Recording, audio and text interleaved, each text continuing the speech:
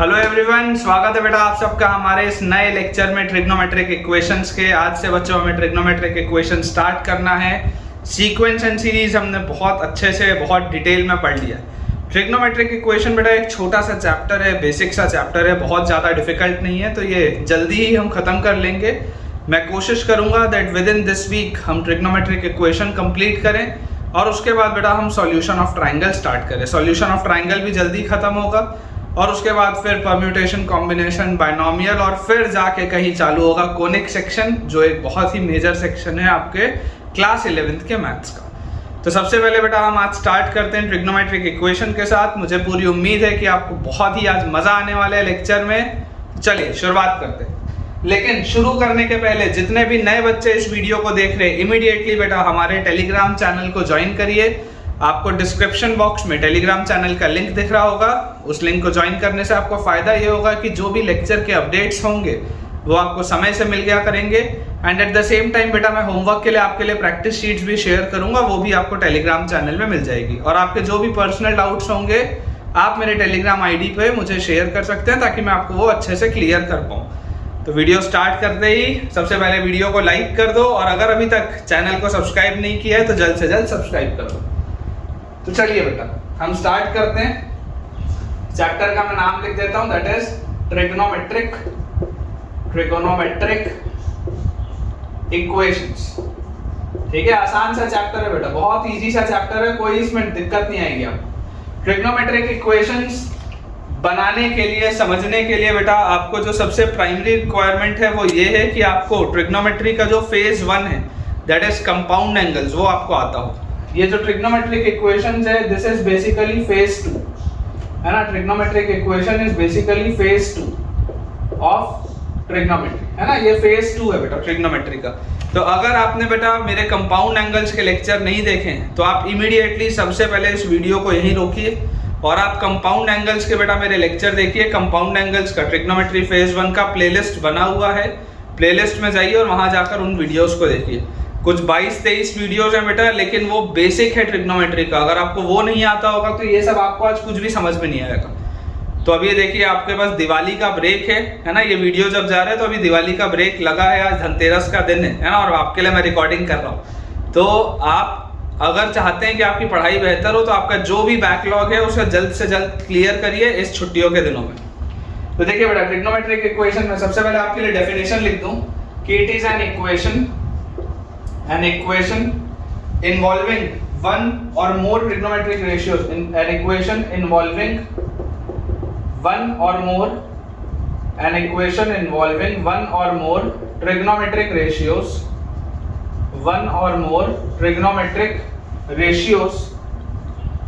an equation involving one or more trigonometric ratios of unknown angle is trigonometric equation है ना। इस trigonometric equation बहुत basic सी बात है कि कोई भी अगर एक इक्वेशन मेरे पास दिया होगा जिसमें कि कोई एक अननोन एंगल होगा और वो ट्रिग्नोमेट्रिक रेशियो होगा कोई सा भी है ना, कोई मिनिमम एक से ज्यादा भी हो सकते हैं, तो उसे ट्रिग्नोमेट्रिक इक्वेशन कहते हैं। अब बेसिकली इस पूरे चैप्टर में देखिए हमको करना क्या है। हमें बेटा एक ना एक इक्वेशन दिया होगा और हमें उस इक्वेशन को सॉल्व करना है एज इट इज।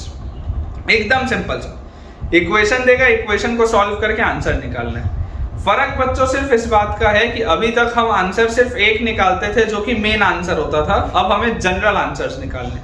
मैं बोलना क्या चाहता हूं आपको अभी समझाता हूं। जैसे इमेजिन करिए बच्चों आपके पास लिखा हुआ है अगर कि sin x की वैल्यू 0 है। मान लीजिए बच्चों आपको लिखा हुआ है sin x की वैल्यू 0 है, तो आप आंसर क्या बोलेंगे? आप आंसर बोलेंगे कि x की वैल्यू 0 हो सकती है, x की वैल्यू पाई हो सकती है, 2 पाई हो सकती है, 3 पाई हो सकती है। ऐसा करके n पाई तक बच्चों कुछ भी हो सकता है ना। x जो होगा, x बेसिकली क्या होगा?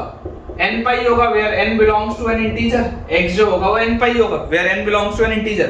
तो कोई भी इंटीग्रल मल्टीपल ऑफ पाई अगर होगा तो वो 0 आएगा हमेशा। Sine of integral multiple of pi हमेशा 0 आएगा। ये चीज तो मैंने आपको कंपाउंड एंगल्स में ही पढ़ाई है। तो ये जो बेटा मैंने लिखा दिस इज जनरल सॉल्यूशन कि मैंने उसको n के टर्म्स में लिख दिया। मैंने उसको n के टर्म्स में लिख लिया कि आप n की वैल्यू बदलते जाइए और आपको एक ये देखिए जनरल सॉल्यूशन मिल गया। इसके लिए देखिए मैं आपको और बहुत सारे इसके एग्जांपल्स दे सकता हूं। जैसे मान लीजिए बच्चों लिखा हुआ है cos x = 1। cos x is equal to 1। अब देखो cos x का बच्चों अगर आपको ग्राफ याद हो, ये आपके पास cos x का ग्राफ होता था, 0 पर इसकी वैल्यू 1 होती थी, 2 पाई पर भी इसकी वैल्यू 1 होती थी। पीछे बेटा जाओगे तो आपके पास -2 पाई पर भी इसकी वैल्यू 1 होगी, आगे जाओगे तो 4 पाई पर भी इसकी वैल्यू 1 होगी। तो बेसिकली cos x की वैल्यू 1 कब होती है? when x is 0, 2 pi, 4 pi, 6 pi, 8 pi and so on. इन सारी वैल्यूज के लिए 0 होता है। मतलब कि x क्या होगा बेटा? x will be 2n pi where n belongs to an integer। x क्या होगा? x will be 2n pi where n belongs to an integer। बहुत सिंपल सी बात है कि आप कोई भी इवन मल्टीपल ऑफ पाई, आप कोई भी इवन मल्टीपल ऑफ पाई लेंगे तो आपके पास हमेशा ही cos x का वैल्यू क्या आ जाएगा? 1 आ जाएगा। सिमिलरली मान लीजिए बच्चों मेरे पास अगर लिखा हुआ है tan x is equal to 1, मान लीजिए बेटा मेरे पास लिखा हुआ है tan x is equal to 1। अब देखिए बच्चों मैं क्या चीज जानता हूं, अगर मैं tan का ग्राफ बनाऊं, ठीक है, अगर बच्चों मैं tan का आपके लिए ग्राफ बनाऊं तो देखिए ये इसका ग्राफ है, ये इसका ग्राफ है इस तरीके का, ठीक है। अब इस ग्राफ में बेटा, इस ग्राफ में अगर हम देखेंगे, इस ग्राफ में अगर बेटा हम देखेंगे तो ये देखो ये आपके पास 0 है, ये π/2 है, ये पाई है, ये 3π/2 है, ठीक है, और उसके बाद ये 2 पाई है। ये इसका ग्राफ है, 0 से लेकर 2 पाई तक अगर आप बोलोगे तो बेटा ये tan का ग्राफ है।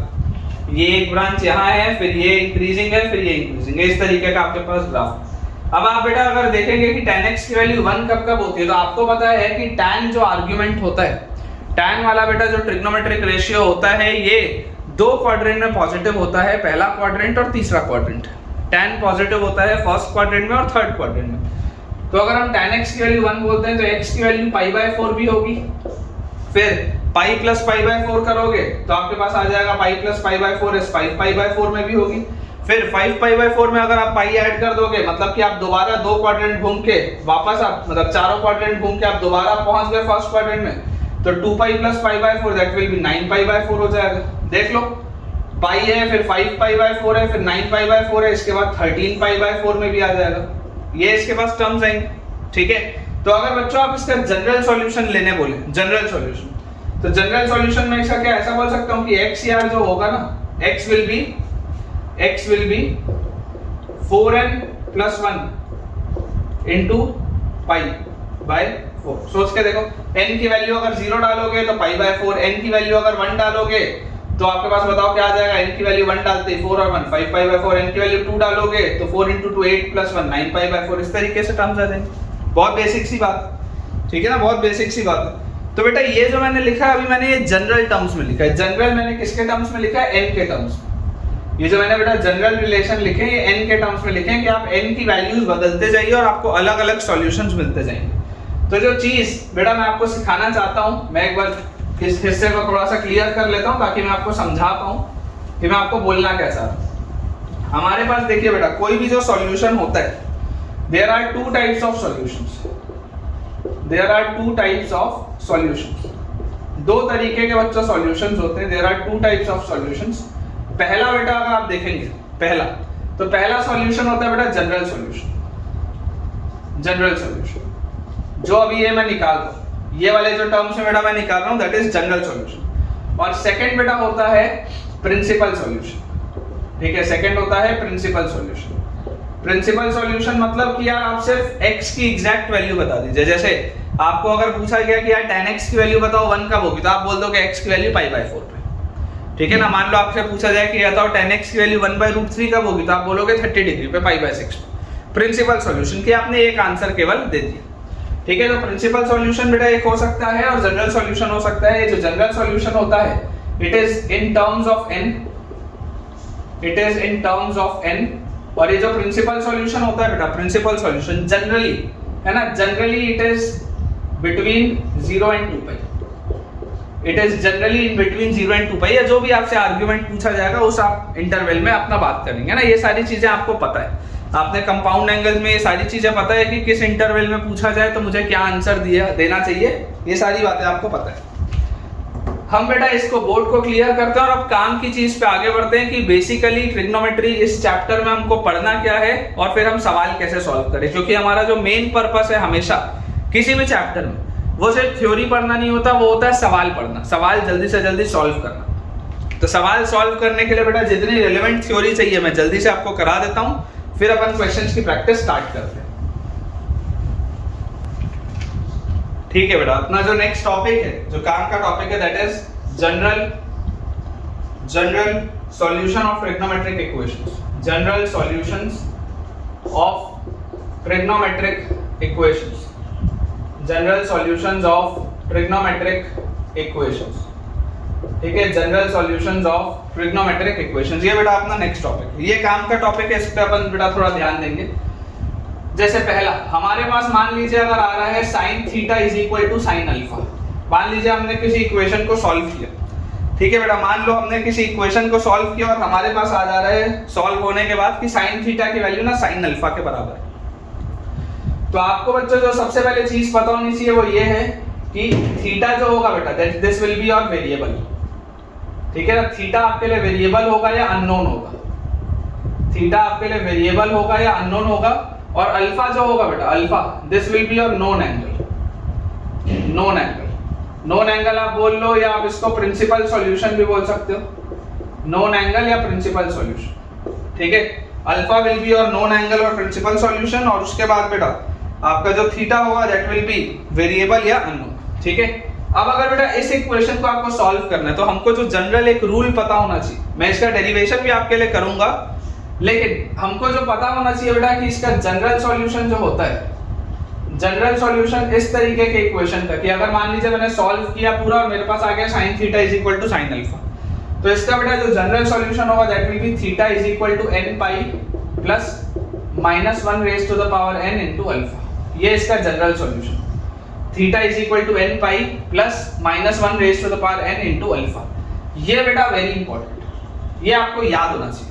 ये आपको याद होना चाहिए कहां से आया, कैसे डिराइव हुआ, अभी सब करता हूं, सारी चीजें ही मैं करता हूं, लेकिन ये मुझे याद होना चाहिए। पेपर में डिराइव करने नहीं बैठ सकता, पेपर में मुझे डायरेक्टली रिजल्ट पता होना चाहिए कि यार खट खट आंसर लिखना कैसे, फिर इसका यूज क्या है, कैसे इसको करते हैं, मैं आपको सिखाता हूं। सबसे पहले देखो डेरिवेशन इसका देखते हैं अपन।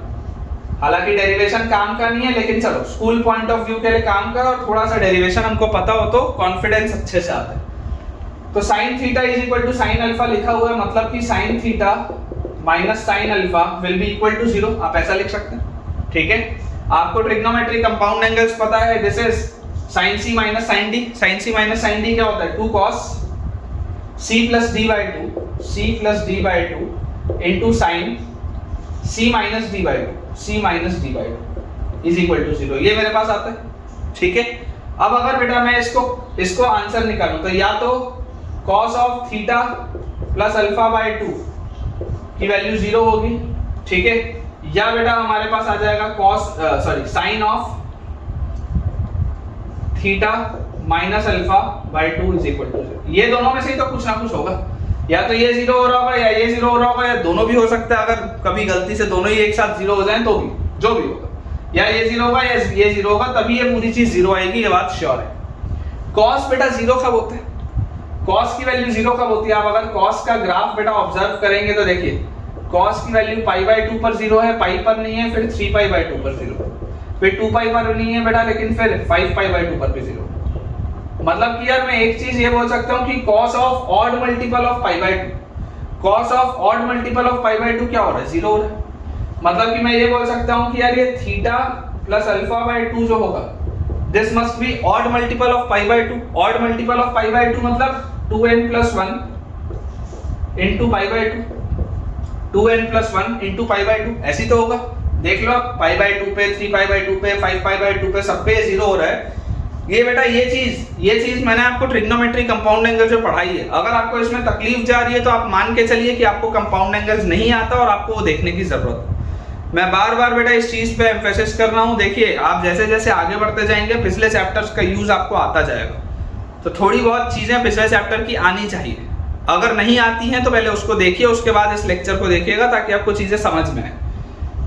cos of theta plus alpha by 2 अगर 0 था तो थीटा प्लस अल्फा बाय 2 जरूर क्या होगा, odd multiple of pi by 2 होगा। तो देखिए 2 से आप 2 उड़ा सकते हैं, तो यहां से बच्चों थीटा आपके पास कितना आ गया, थीटा आ गया 2n प्लस 1 इनटू पाई माइनस अल्फा, है ना। हो सकता है आप में से कुछ बच्चों को फटाके फूटने की आवाज आ रही हो, तो मैं जल्दी से रिकॉर्ड करके मैं भी जाऊंगा फटाके फोड़ने, लेकिन उसके वाले पढ़ना जरूरी है ना।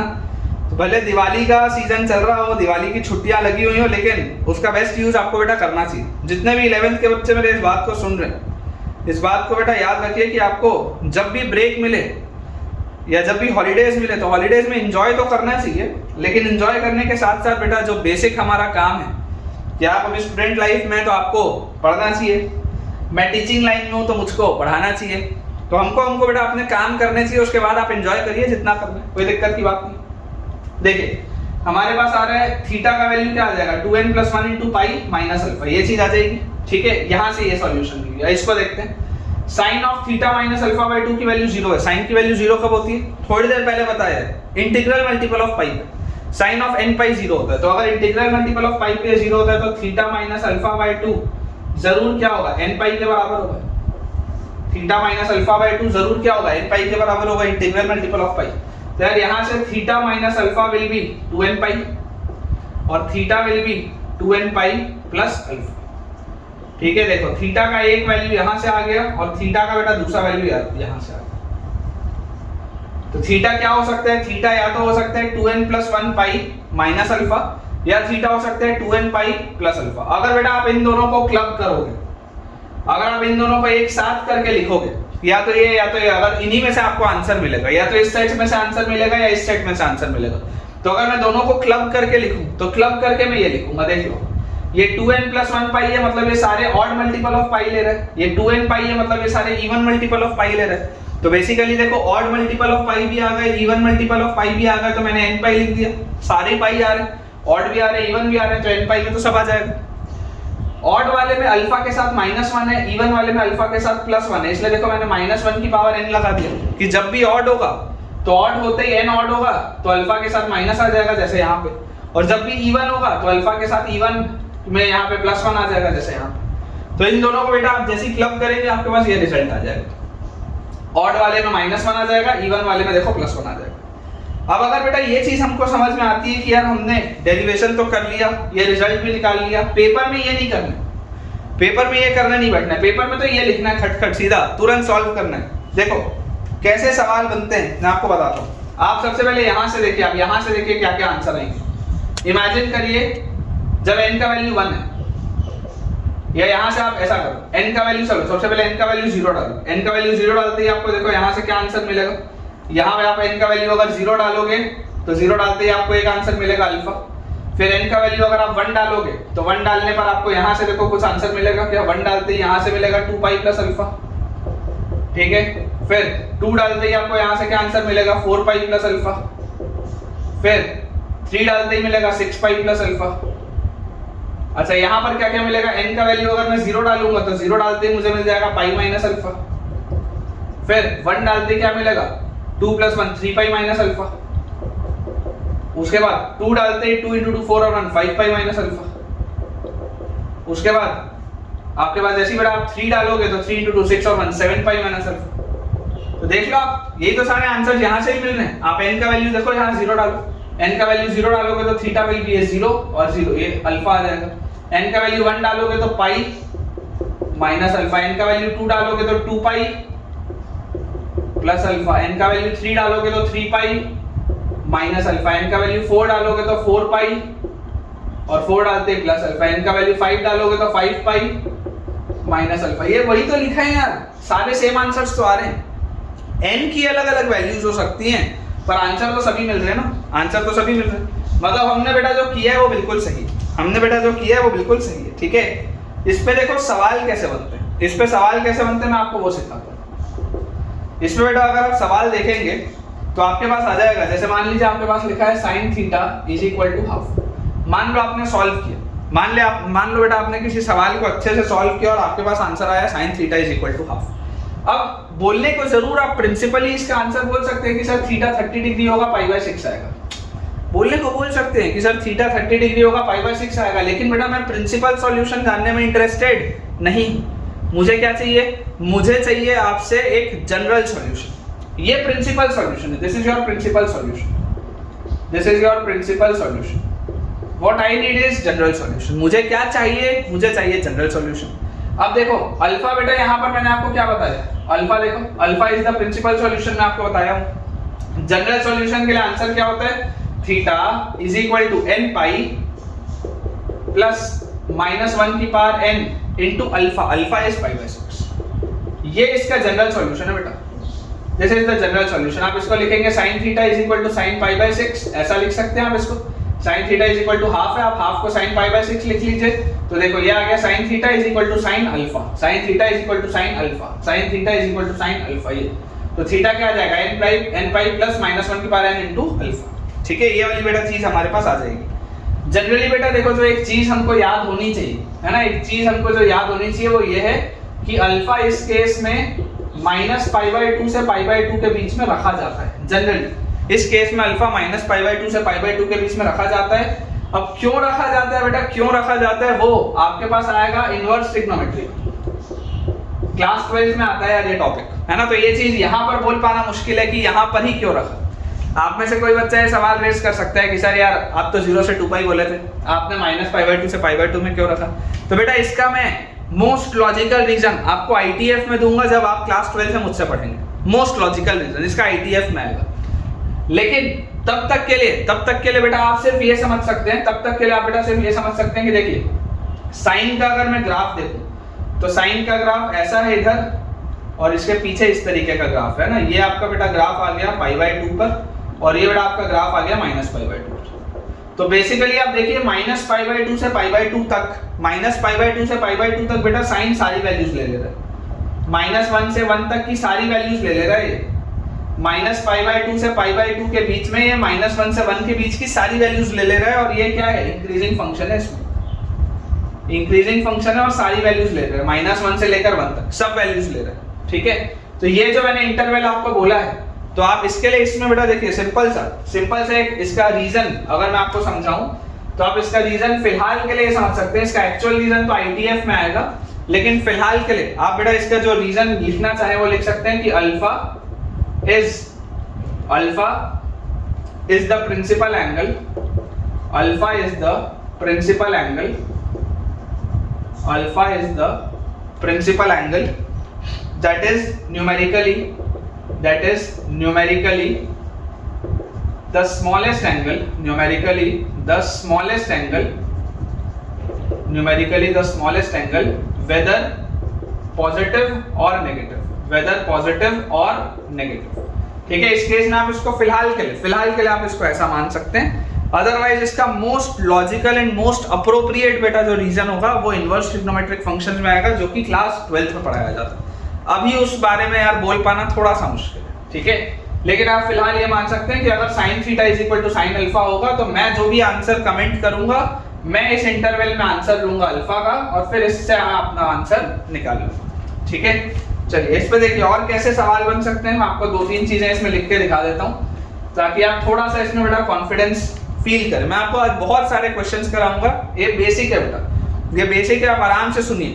कई बार भी कठिनाई होती है, वीडियो रिवाइंड करिए, दोबारा देखिए, फिर भी कठिनाई होती है कमेंट्स में पूछिए, अपने डाउट्स पूछिए बेटा, मैं रिजॉल्व करूंगा। जैसे मान लीजिए हमारे पास अगर मान लीजिए दिया हो कि sin theta is equal to -half, ठीक है। मान लीजिए बेटा मेरे पास दिया हो sin theta is equal to -half. अब अगर sin theta is equal to बेटा मेरे पास -हाफ दिया होगा तो जरूर -हाफ के लिए देखो आप आंसर बोल सकते हो कि थर्ड क्वाड्रेंट में और फोर्थ क्वाड्रेंट में साइन नेगेटिव होता है।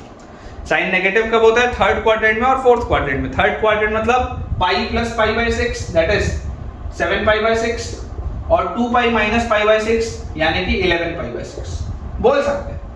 ये अपन आंसर बोल सकते हैं, इसमें कोई प्रॉब्लम नहीं है। लेकिन what I want is a general solution, और जनरल सॉल्यूशन के लिए मुझे एक प्रिंसिपल सॉल्यूशन पता होना चाहिए। और प्रिंसिपल सॉल्यूशन मैंने आपको किस इंटरवल में लेने कहा, साइन वाले केस में, इस इंटरवल में। तो अगर मैंने आपको इस इंटरवल में बच्चों प्रिंसिपल सॉल्यूशन लेने कहा है तो मैं इन दोनों को क्या प्रिंसिपल सॉल्यूशन बोल सकता हूं, क्या नहीं बोल सकता।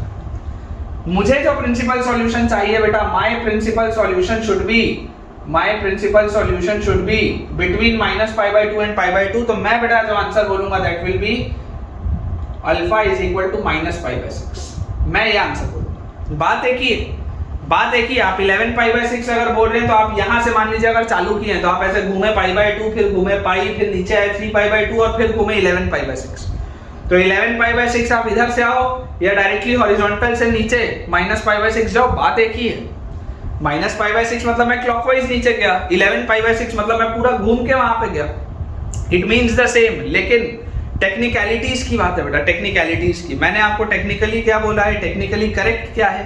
टेक्निकली करेक्ट है कि अगर मैं -π/2 से π/2 में प्रिंसिपल एंगल लूं तो प्रिंसिपल एंगल ये दोनों ना लेके मैं क्या लूंगा, -π/6, क्योंकि -π/6 इस इंटरवल में लाए करता है। तो अगर मैं बेटा प्रिंसिपल एंगल -π/6 बोलता हूं तो यहां से देखिएगा ध्यान से, मैं आपको क्या बोलूंगा, अगर ये -π/6 है तो मैं बोलूंगा sin थीटा बराबर -½ दिया है, this will be sin of -π/6।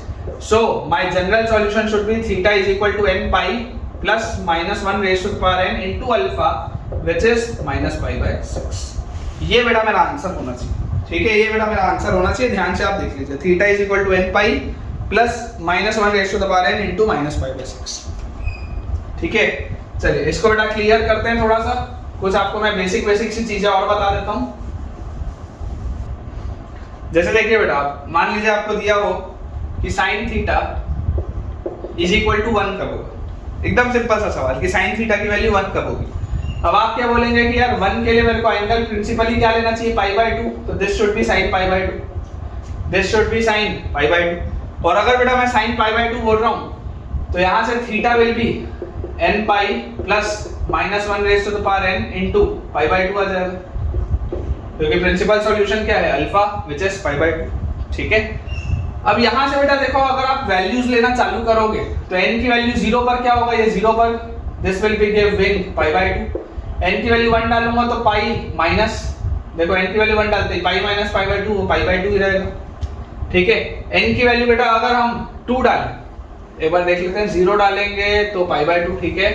n की वैल्यू 1 डालेंगे तो π/2 ही आएगा। n की वैल्यू अगर 2 डालेंगे तो 2 डालने पर ये आ जाएगा 2π plus π/2, 2π plus π/2 that will give me 5π/2, ठीक है। n की वैल्यू अगर मैं 3 डालूंगा 3 तो 3π माइनस π/2 5π/2 ही आएगा। n की वैल्यू 4 डालूंगा तो 4π plus π/2 that will give me 9π/2 and so on. ये बेटा मेरे पास आंसर्स आ रहे हैं, ठीक है, ये बेटा मेरे पास आंसर्स आ रहे हैं, π/2 5π/2 9π/2 एंड सो ऑन।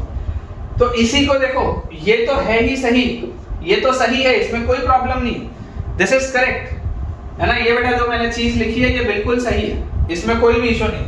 अब लेकिन बेटा अगर मान लो मैं आपको इसका जनरल सॉल्यूशन एक और बोल दूं, ऑल्टरनेटिवली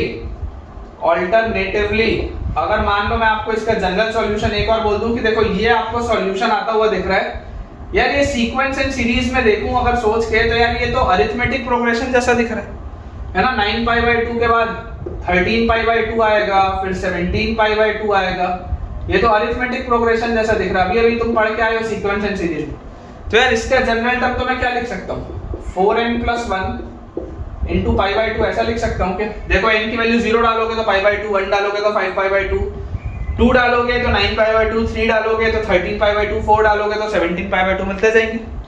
तो ये भी सही है, इसमें कोई प्रॉब्लम नहीं है, ये भी सही है, ये भी सही है और ये भी सही है, दोनों इशू में कोई प्रॉब्लम नहीं बेटा। डिपेंड करता है सवाल पे और उसके ऑप्शंस पे, सवाल पे और उसके ऑप्शंस पे कि यार तुम ऑप्शंस रीड कैसे करते हो। अगर तो इस फॉर्मेट में दिया होगा तो खड़ाक से आंसर लगा तो कोई बात ही नहीं, लेकिन अगर ये आंसर में भी दिया हुआ है, अगर मोर देन 1 करेक्ट है और अगर ये भी एक ऑप्शन में दिया हुआ है तो यार थोड़ा सा सोचना पड़ेगा, यार ये भी आंसर सही होगा, ठीक है। तो हमको बेटा थोड़ा सा चौकन्ने रह के पेपर अपना अटेम्प्ट करना है। चलिए खैर, ये मोर देन 1 करेक्ट की बेटा जो वैरायटी होती है वो वैरायटी बेटा सिर्फ और सिर्फ जेईई एडवांस में आती है, तो आपको बहुत ज्यादा घबराने की जरूरत नहीं है, क्योंकि जब आप जेईई एडवांस के लेवल में पहुंचेंगे तो ये सब आपके लिए बहुत ही बेसिक हो, ठीक है। अभी आप नया बेटा ये पढ़ रहे हैं तो थोड़ा सा आपको डर लगना बहुत नॉर्मल है, नेचुरल है, लेकिन जब हम जेईई एडवांस के लेवल में पहुंचेंगे तो बहुत बेसिक सी बात है। अगला देखते हैं, sin theta is equal to sin alpha आपने देख लिया, sin theta is equal to sin alpha में थीटा बराबर nπ plus -1 raise to the power n into alpha होता है। अगला format is cos theta is equal to cos alpha, कि मान लीजिए बेटा मैंने कोई ट्रिग्नोमेट्रिक इक्वेशन सॉल्व किया और पूरा सॉल्व करके मेरे पास cos थीटा बराबर cos अल्फा आ गया, जहां पर अगेन थीटा जो है इट इज योर वेरिएबल, ठीक है, एंड अल्फा जो है बेटा it is your principal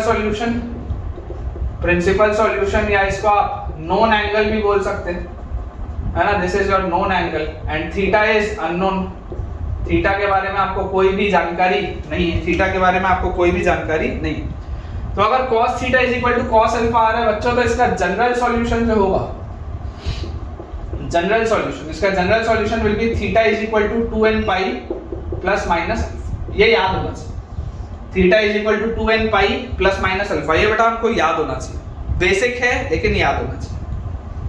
derivation देखते हैं इसका भी, ठीक है, डेरिवेशन देखते हैं अपन। तो बेटा अगर हम इसका डेरिवेशन चेक करें तो देखिए अप्रोच क्या होगा, अप्रोच वही होगा कि cos theta minus cos alpha बराबर 0, cos theta minus cos alpha बराबर 0। अब याद करिए cos d minus cos c, cos d minus cos c क्या होता है, 2 sin c plus d by 2, 2 sin c plus d by 2 into sin c minus d by 2 alpha minus theta by 2, this is equal to 0। ये हमारे पास बच्चों लिखा है। अब अगर साइन वाली चीज 0 के बराबर हो रही है तो या तो sine of alpha plus theta by 2 0 होगा, या तो sine of alpha minus theta by 2 0, यही दोनों में से कुछ 0 होगा। क्लब करेंगे फाइनली आंसर्स को, देखिए यहां से आ जाएगा साइन ऑफ आर्ग्यूमेंट 0 कब होता है, जब वो आर्ग्यूमेंट इंटीग्रल मल्टीपल ऑफ पाई हो, साइन ऑफ n पाई 0 होता है। इसका मतलब कि alpha plus theta by 2 must be n पाई, ठीक है ना, alpha minus theta by 2 must be n पाई। तो यहां से बच्चों हमारे पास आ जाएगा अल्फा बराबर, सॉरी, यहां से हमारे पास आ जाएगा बेटा थीटा बराबर 2n पाई माइनस अल्फा, और यहां से बच्चों आ जाएगा हमारे पास, अगर आप ध्यान से देखेंगे तो थीटा बराबर यहां से आ जाएगा देखो 2n पाई, ठीक है, और अल्फा माइनस 2n पाई, इसको ऐसा लिखिए, अल्फा माइनस 2n पाई, इसको ऐसा लिखिए।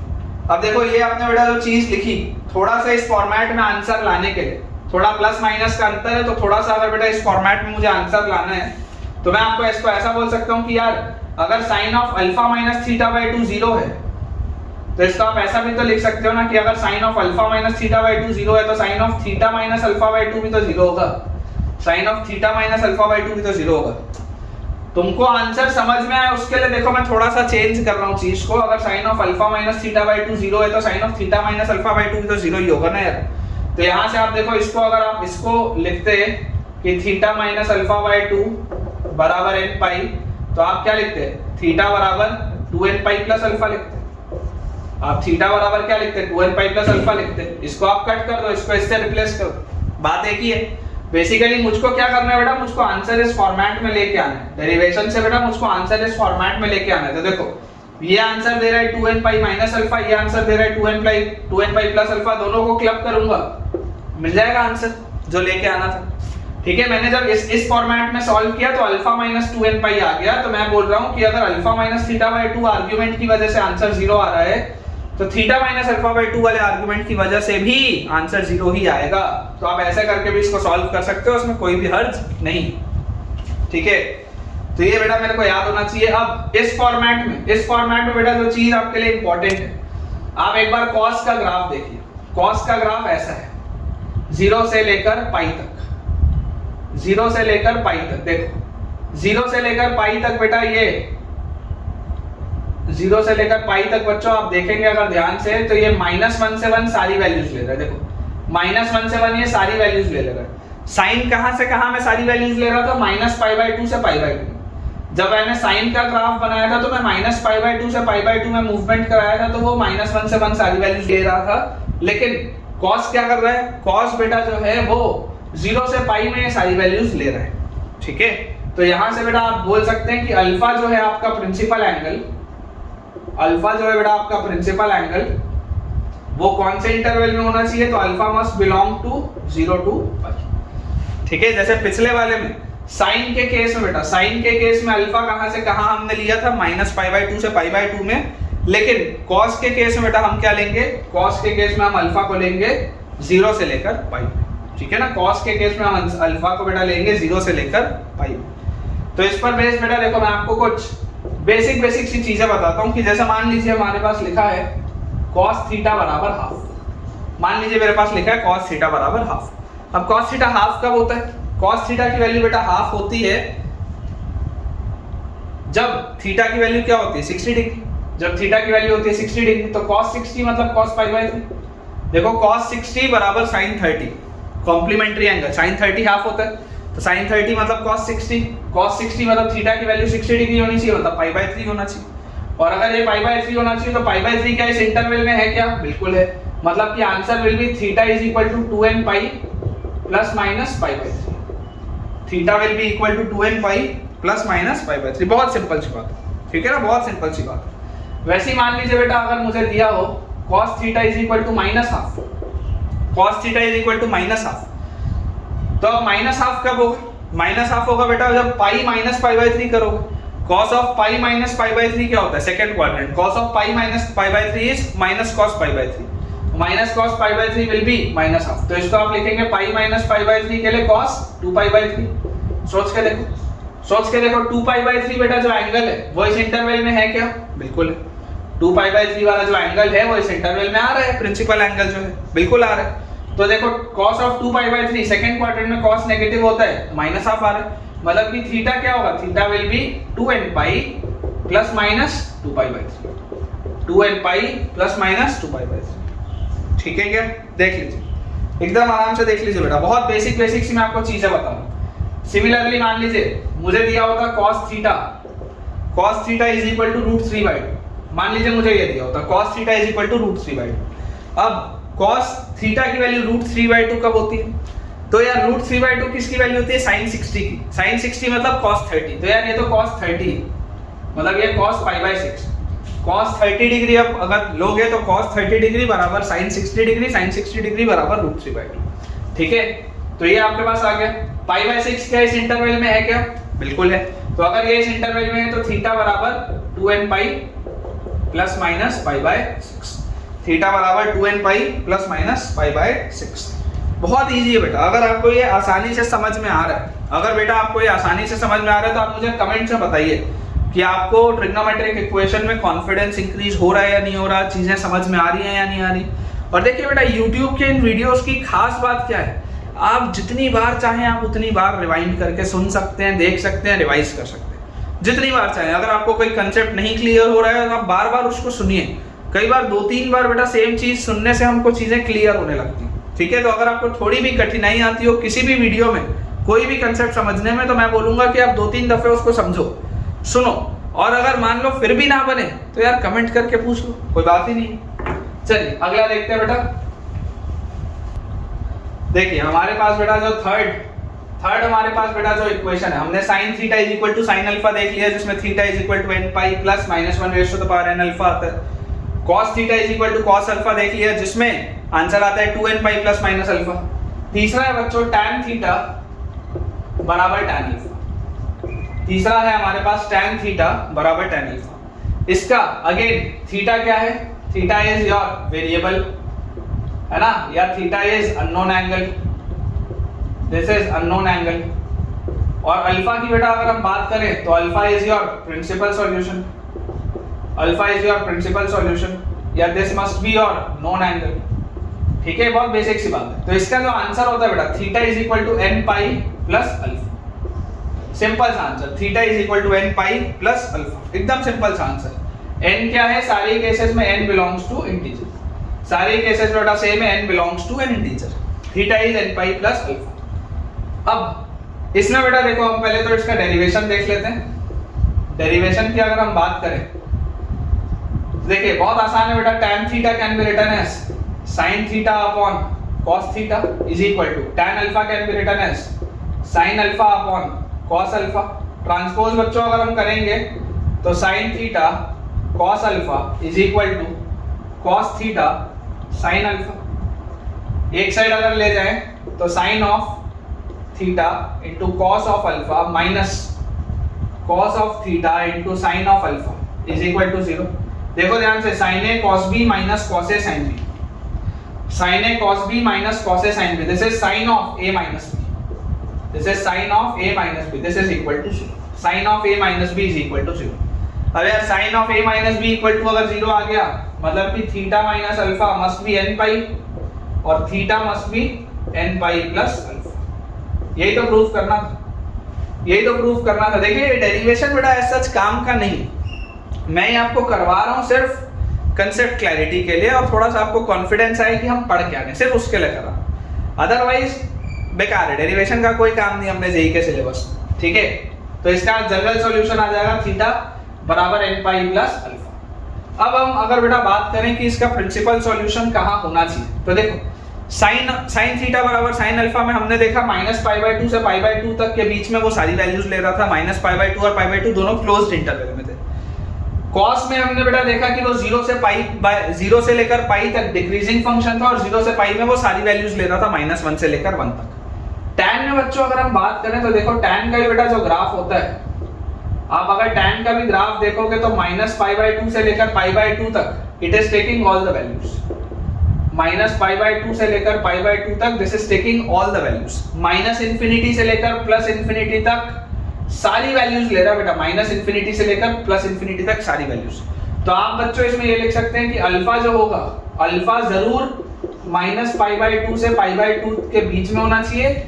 बस ध्यान देने वाली बात ये है कि इसमें ये दोनों ओपन, साइन वाले केस में दोनों क्लोज थे, इसमें ओपन क्यों है, क्योंकि देखो इसमें ये अनडिफाइंड हो जाता है, π/2 पे अनडिफाइंड हो जाता है, -π/2 पे अनडिफाइंड हो जाता है, ठीक है ना, इंफिनिटी की तरफ जा रहा है, इसलिए आपने इसको ओपन रखा है, सिर्फ इतना। अदरवाइज साइन और tan दोनों में -π/2 से π/2 रहेगा अल्फा, और कॉस में किस में रहेगा बेटा, 0 से लेकर पाई में, कॉस में रहेगा 0 से लेकर पाई में। तो देखिए अगर बेटा मेरे को ये वाली चीज क्लियर होती है तो मैं आपको एक दो छोटे छोटे से सवाल देता हूं। जैसे कि मान लीजिए अगर मुझे क्वेश्चन दिया हुआ है कि यार tan थीटा बराबर 1 है, एकदम सरल सा सवाल कि tan थीटा बराबर 1 है, तो अगर tan थीटा बराबर 1 है तो 1 के लिए तो क्या होता है, tan π/4 होता है। π/4 क्या इस इंटरवल में है क्या, बिल्कुल है π/4 इस इंटरवल में, तो आंसर क्या होगा, थीटा बराबर n पाई प्लस π/4, थीटा बराबर n pi plus π/4। Very easy, theta बराबर n पाई प्लस π/4। वैसे ही देखिए अब जैसे जैसे आप इसमें n की वैल्यूज बदलते जाएंगे तो आंसर क्या क्या मिलते जाएंगे, n की वैल्यू 0 रखोगे तो π/4, 1 रखोगे तो पाई प्लस π/4 इज 5π/4, n की वैल्यू 2 रखोगे तो 2 प्लस π/4 इज 9π/4, फिर 3 प्लस π/4 इज 13π/4।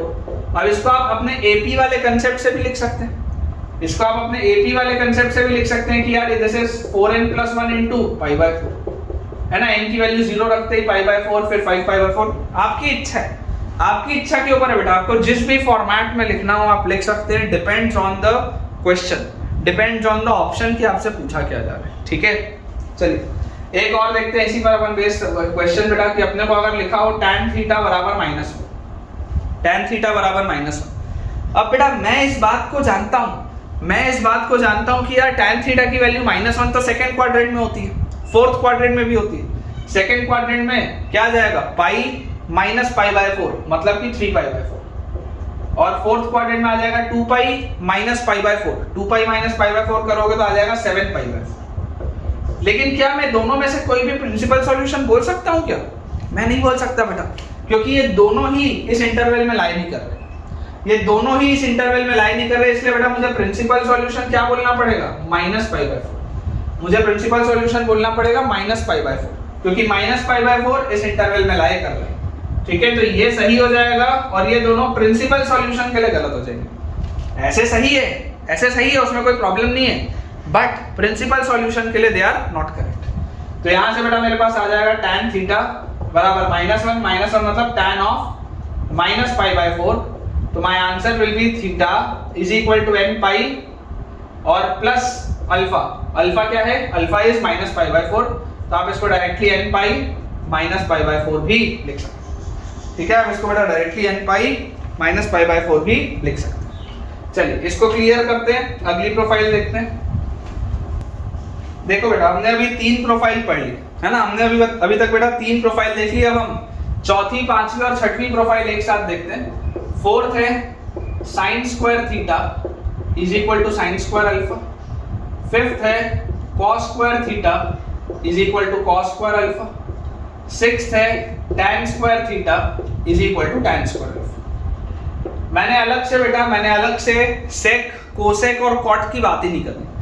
मेरे पास बच्चों कभी भी अगर सेक कोसेक और कॉट आएगा तो मैं उसको साइन कॉस और टैन में बदलूंगा और उसके बाद ही सॉल्व करूंगा। सेक कोसेक और कॉट को खुद से बेटा डील मत करिएगा, उसको साइन कॉस और टैन में बदलिए और फिर सॉल्व करिए। इन तीनों का ही आंसर सेम आता है। Answer is theta is equal to n pi plus minus alpha. तीनों का आंसर सेम आएगा। मैं आपको एक सॉल्व करके दिखा भी दूंगा।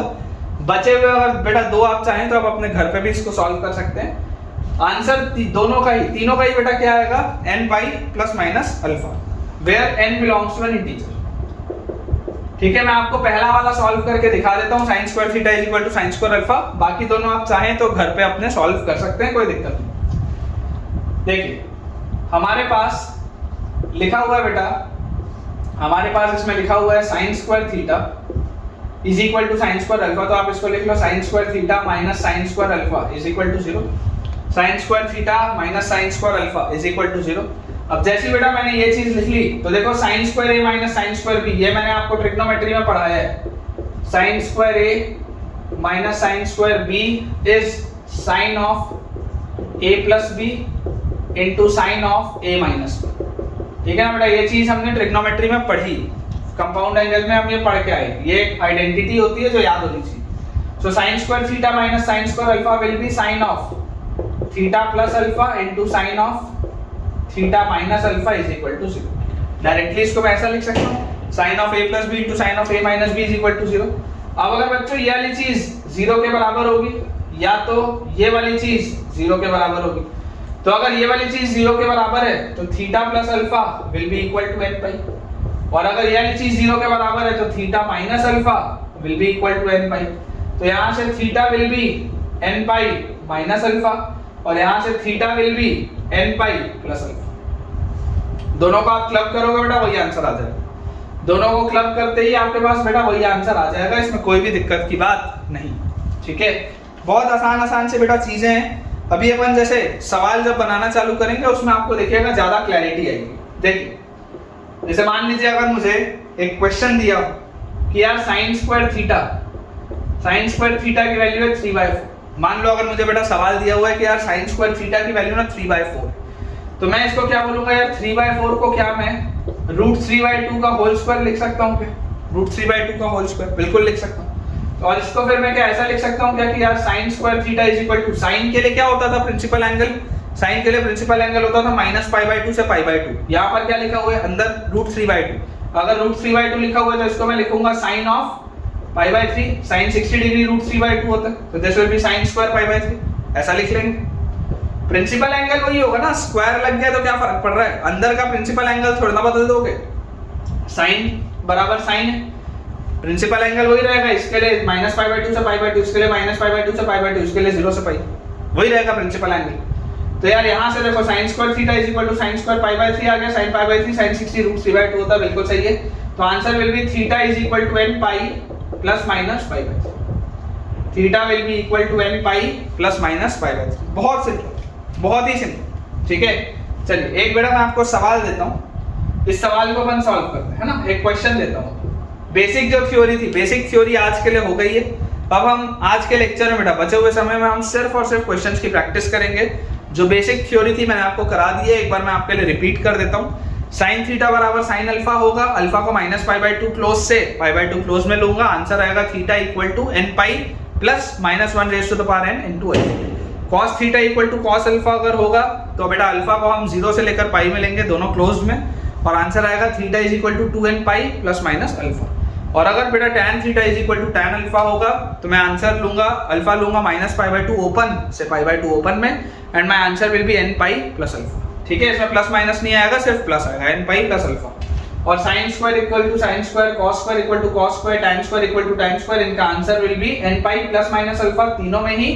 और जो प्रिंसिपल एंगल का बेटा इंटरवल है वो जैसा हमने उधर लिया था वैसे ही इसमें भी लेंगे। देखिए एक बेसिक सा बेटा मैं आपके लिए सवाल लिख रहा हूं। क्वेश्चन है what is the most general value of theta? What is the most general value of theta which satisfy both the equations, which satisfy which satisfy both the equations, which satisfy both the equations, कौन कौन से equations को बेटा satisfy कर रहे हैं? sin theta is equal to -12 and tan theta is equal to 1 upon root 3. What is the most general value of theta, है ना, most general values of theta जो कि इसको बेटा सेटिस्फाई करेगा. ठीक है, देखिए अब sin थीटा की वैल्यू -12 कौन कौन से क्वाड्रेंट में होती है? तीसरे और चौथे क्वाड्रेंट में. अगर मैं तीसरे और चौथे क्वाड्रेंट की बच्चों बात करूं तो यहाँ पर मेरे पास आंसर्स क्या क्या आएंगे एंगल के. π/6 के इंटरवल में अगर मैं चलूं तो π + π/6, π + π/6 विल बी 7π/6 और 2π - π/6 मतलब क्या आ जाएगा 11π/6. 2π - π/6 आ जाएगा 11π/6. तो देखो ये दोनों ही एंगल में बेटा sin थीटा की वैल्यू -12 आएगी. अब है tan थीटा की वैल्यू 1/√3. tan थीटा की वैल्यू 1/√3 कौन कौन से इंटरवल में होती है, कौन कौन से क्वाड्रेंट में? tan पॉजिटिव होता है पहले और तीसरे क्वाड्रेंट में, तो 1/√3 आएगा. एक तो π/6 पे और थर्ड क्वाड्रेंट में किस में आएगा? π + π/6 दैट इज 7π/6. अब देखो अगर बेटा आप नॉर्मली इसको देखो, नॉर्मली आप क्या देख रहे हैं कि यार ये 7π/6 वाला आंसर इसमें भी कॉमन है और 7π/6 वाला आंसर इसमें भी कॉमन है. ये बात तो आपको दिखाई दे रही है कि 7π/6 वाला आंसर इसमें भी कॉमन है, 7π/6 वाला आंसर इसमें भी कॉमन है. तो अगर मैं अपना आंसर बोलूं कि यार 7π/6 पे तो होगा ही होगा, 7π/6 पर तो होगा ही होगा, और उसमें अगर मैं 2nπ ऐड करते जाऊं, क्योंकि मुझे पता है कि साइन का जो बेटा ग्राफ होता है, साइन का ग्राफ हर 2π के इंटरवल के बाद रिपीट होता है.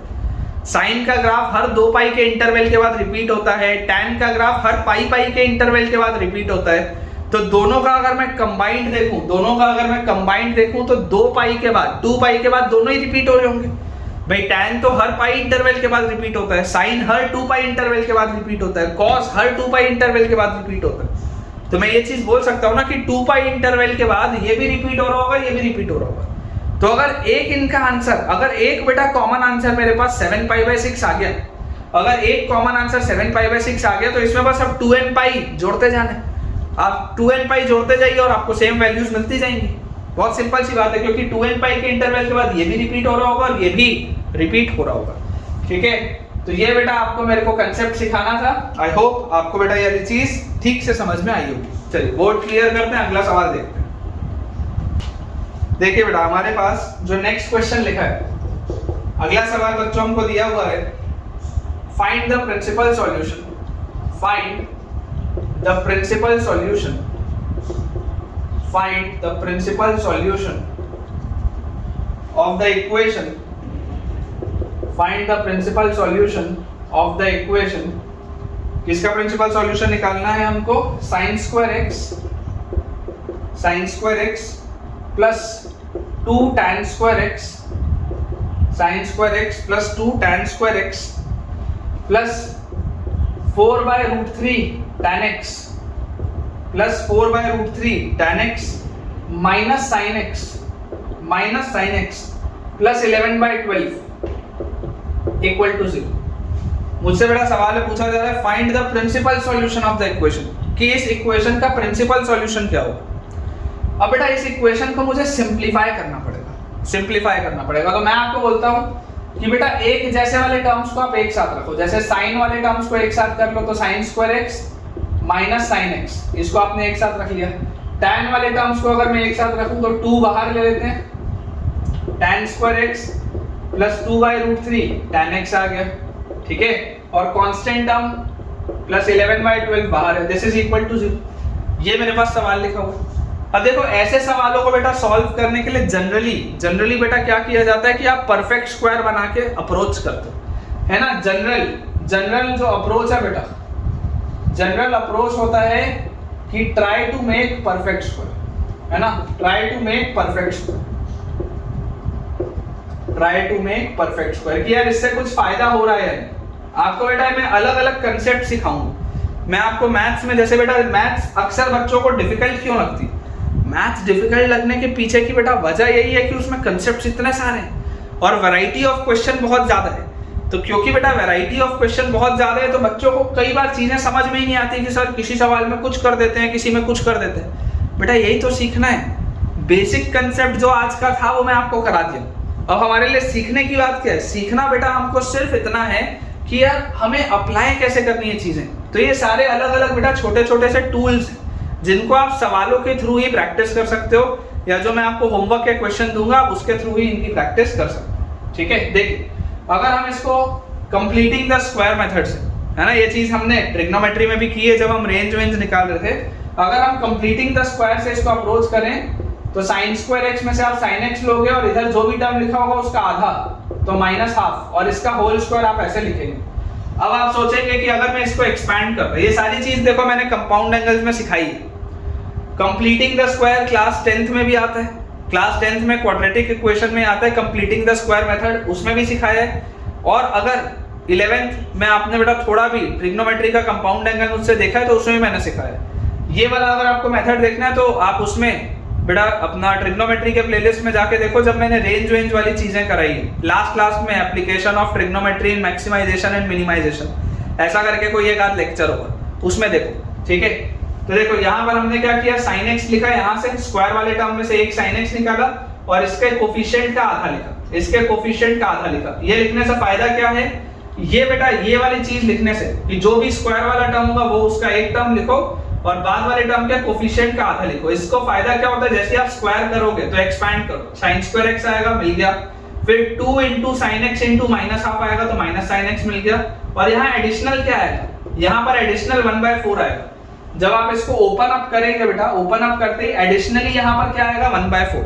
क्या 1/4 इसमें लिखा था, क्या नहीं लिखा था, यहाँ एक्स्ट्रा आ रहा है 1/4, तो 1/4 को सब्ट्रैक्ट कर दो। ठीक है, 1/4 को सब्ट्रैक्ट कर दो, ये होता है कंप्लीटिंग द स्क्वायर। ये जो टर्म लिखा है उसमें से एक टर्म यहाँ लिखो, ये जो भी टर्म लिखा होगा उसका आधा इधर लिखो और स्क्वायर लगा दो। तो जैसे ही आप एक्सपैंड करेंगे तो a स्क्वायर माइनस 2ab, तो ये दोनों टर्म मिल गए, और यहाँ पे प्लस b स्क्वायर एक्स्ट्रा मिल रहा है, प्लस 1/4 एक्स्ट्रा मिल रहा है। यहाँ 1/4 नहीं था इसलिए आपने 1/4 सब्ट्रैक्ट कर दिया। वैसे यहाँ पर देखो प्लस ट्वाइस ऑफ, ब्रैकेट के अंदर देखो tan स्क्वायर x में से tan x बाहर, और 2/√3 tan x में से जो भी कोफिशिएंट है उसका आधा तो 1/√3 और इसका स्क्वायर। तो यहां से देखो एक्सपैंड करोगे तो tan square x plus 2 into tan x into 1/√3, तो ये आ गया। एडिशनल क्या आता है, यहाँ पे एडिशनल आता है 1/3, इधर है क्या 1/3 नहीं है, तो ये 1-1/3 कर दो, ब्रैकेट क्लोज, और प्लस 11/12 इक्वल टू 0।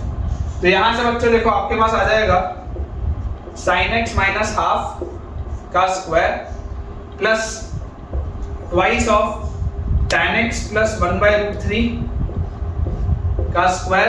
अब देखो एडिशनल क्या क्या है, ये -1/4 एडिशनल है, ये 2 into -1/3 एडिशनल, तो -2/3 एडिशनल है, और plus 11/12, this is equal to 0। ये मेरे पास आ रहा है, ये कंप्लीट स्क्वायर हो गया, ये भी एक कंप्लीट स्क्वायर मेरे पास बन गया। इन दोनों का बेटा एलसीएम लो, इन दोनों का एलसीएम लोगे तो देखो 4 into 3 12 आएगा, नीचे 4 3s है तो यहाँ पे आएगा -3, 3 4s है तो यहाँ पे आएगा -8, और यहाँ पे बेटा ये प्लस 11/12 दिखेगी। आप अगर ध्यान से देखेंगे बच्चों तो यार इन दोनों का ऐड करने से -11/12 बन रहा है, और ये प्लस 11/12 कैंसिल आउट हो जाएगा। इसका मतलब ये सवाल में लिखा हुआ है सिर्फ और सिर्फ sin x माइनस हाफ का whole square plus twice of tan x plus 1/√3 का whole square is equal to 0। सिर्फ ये सवाल में लिखा हुआ है, ये आपने सिंप्लीफाई कर दिया इसमें, ये बेसिकली ये इक्वेशन लिखा है। इसको आप एक्सपैंड करोगे ना, करके देख लेना कोई, इसको एक्सपैंड करोगे ये मिल जाएगा। तो मैंने यहां से स्क्वायर बना के इस पे ले आया, और जैसे ही बच्चों मैं इसमें लेके आया, आप देखो दो परफेक्ट स्क्वायर, एक परफेक्ट स्क्वायर हमेशा ही पॉजिटिव होता है या मिनिमम 0 हो सकता है, क्या दो परफेक्ट स्क्वायर कभी भी 0 के बराबर हो रहे हैं क्या? और अगर हो रहे होंगे तो जरूर ये भी 0 होगा और ये भी 0 होगा, क्योंकि एक परफेक्ट स्क्वायर की वैल्यू मिनिमम क्या होती है 0।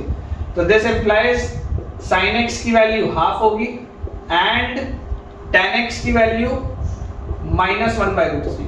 दिस इंप्लाइज sin x की वैल्यू हाफ होगी एंड tan x की वैल्यू -1/√3 होगी। अब देखो बेटा sin x की वैल्यू हाफ, sin x की वैल्यू हाफ कब कब हो सकती है?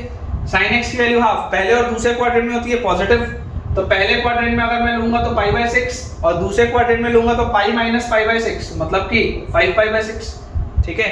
और tan x की वैल्यू बेटा -1/√3 कब कब होती है?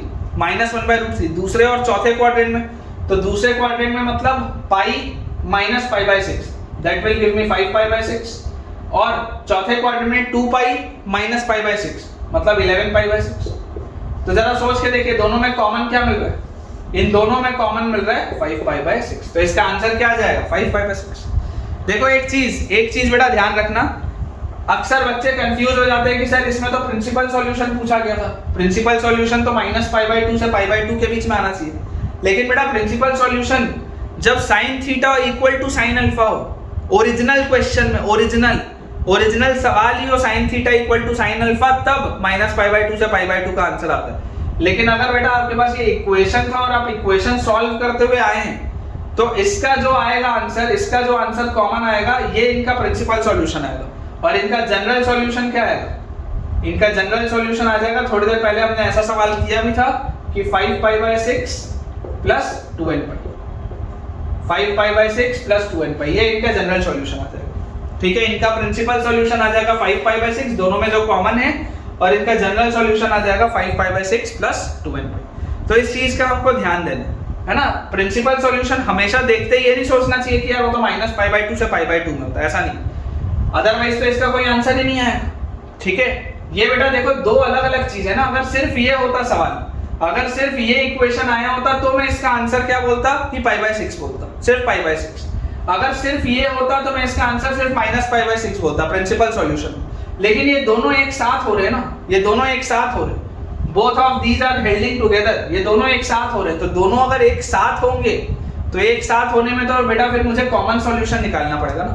अगर मान लीजिए कोई ऐसा इक्वेशन होता जिसको सॉल्व करके सिर्फ ये आंसर मिल रहा होता तो आंसर π/6 होता principally.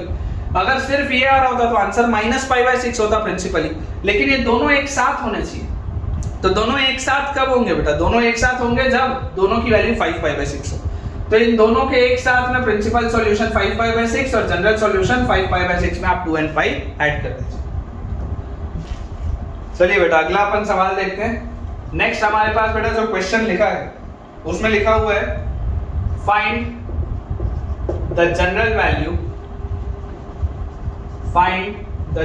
Value of x satisfying find the general value of x satisfying the equation बेटा हमको दिया हुआ है 2 cot square x plus 2√3 cot x plus 4 cosec x plus 8 equal to 0। 2 cot square x plus 2√3 cot x plus 4 cosec x plus 8 equal to 0। Options बेटा मैं आपको दे देता हूं।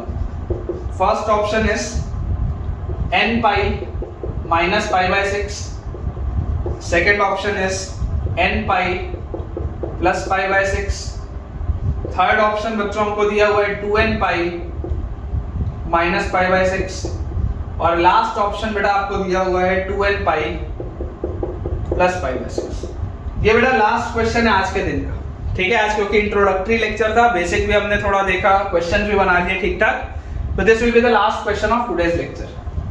देखिए आपको बेटा जनरल वैल्यू पूछी जा रही है, जनरल वैल्यू ऑफ x। अब अगेन पिछले वाले सवाल की तरह बेटा अगर मैं इसमें भी सोचूं तो मुझे कंप्लीटिंग द स्क्वायर सोचना चाहिए।